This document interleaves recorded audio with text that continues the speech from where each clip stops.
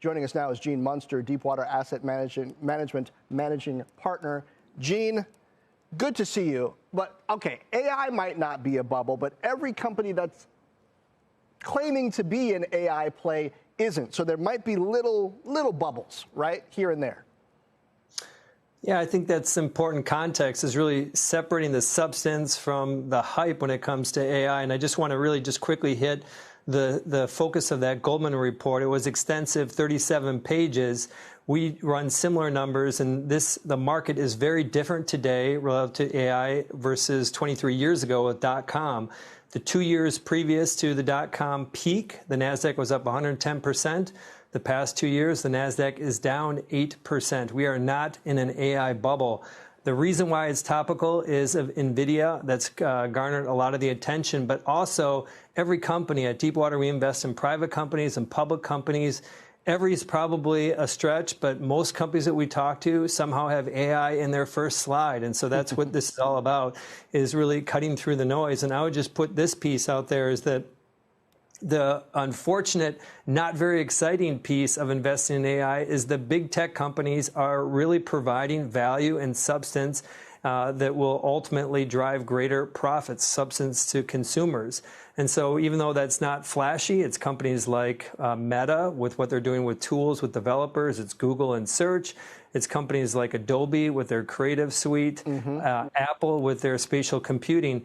But there's also other levels. There are also other companies that are less focused on by investors that we think will be true AI companies. But beware as an investor, don't just simply invest because companies say they're an AI company. And we've seen it before with metaverse, with crypto and blockchain. Yeah, every couple of years, there's something that everybody feels like they got to put in their first slide. They've got to mention in their earnings presentation as something that they are a good investment for this. But they're not always. And so when you look even through big tech companies, it's great that a lot of them, they caught on with the web and then with cloud and now with AI, but how much is it going to be able to really move their fundamentals given their size? What's the size of company that's likely to have the biggest impact from AI if it's indeed the real deal?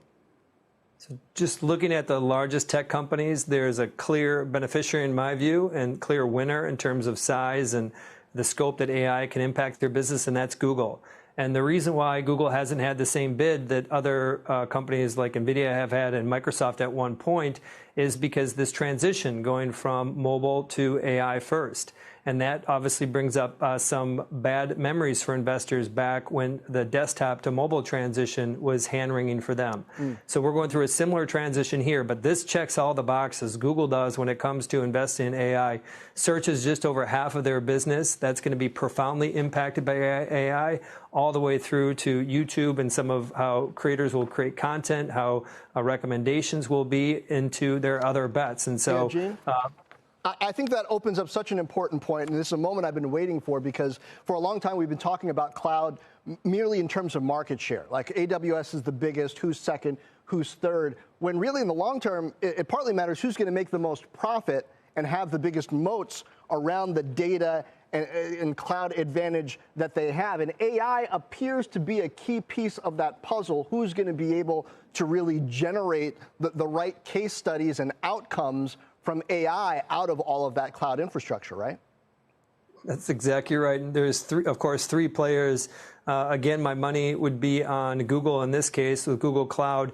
We've heard a lot from Azure. Haven't heard as much from AWS. They've obviously talked about the AI impact, but think of that as the infrastructure, this miracle of demand surge that NVIDIA's had is fueling these hyperscalers like Google Cloud. I think they're going to be best positioned.